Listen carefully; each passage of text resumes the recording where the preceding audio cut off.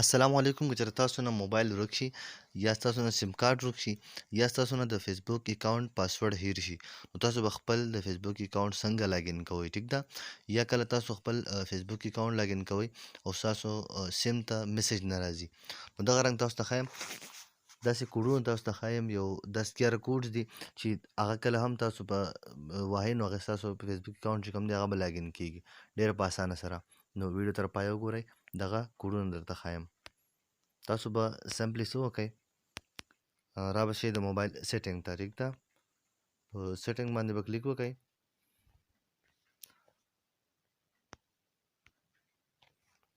ها جی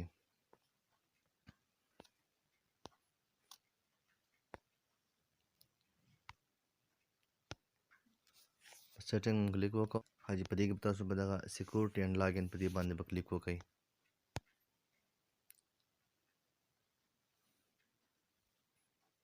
کله چې مو په دې باندې کلیک وکړو دې کې به تاسو لاندې راشئ دغه 2 فیکټر اتنټیکیشن تاسو ته به ښکاري په دې باندې به کلیک وکئ ټیک ده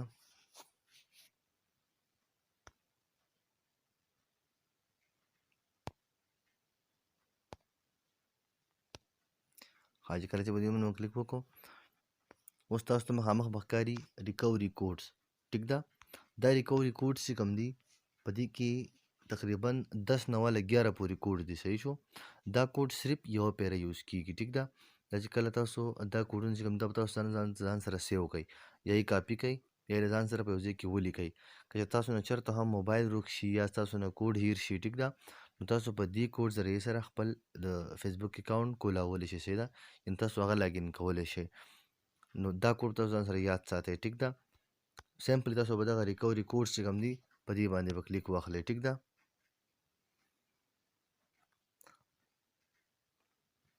تاسو چې کله په دې شو کوډز باندې کلیک کړو نو تاسو ته بیا کوډ شو شي بالکل ټیک ده خو اوس ماته په دې لاګین کې نه ښایي ټیک ده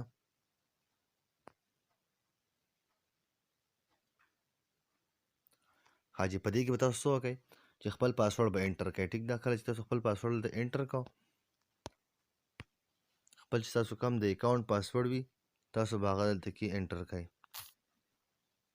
ما خپل پاسورډ په دې کې ووهو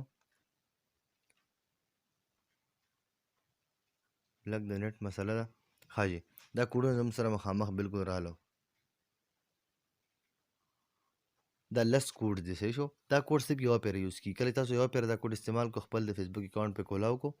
دوباره دا یو کوډ به کار نه کوي بیا بل کوډ کار کوي صحیح ده خو دا تاسو له په دغه وخت کې لاس راکړي چې کله تاسو نه موبایل روک شي یا تاسو نه سیم کارت روک شي یا تاسو نه موبایل ته کوډ نه راځي ټیک ده یا تاسو نه پاسورډ هیر شي په دغه ټایم کې دا کار کوي سیده نو دا پاسورډ دې لازمي هر یو کس ځان سره سیو وساتئ چې بیا ستاسو ضرورت په وخت کې په کار راشي ډېره مننه که ویډیو کتلو دپاره ویډیو مو خوښ شي ویډیو لایک کړئ د خپلو ملګرو سره خامخا شیر کړئ تر بلې ویډیو د الله په امان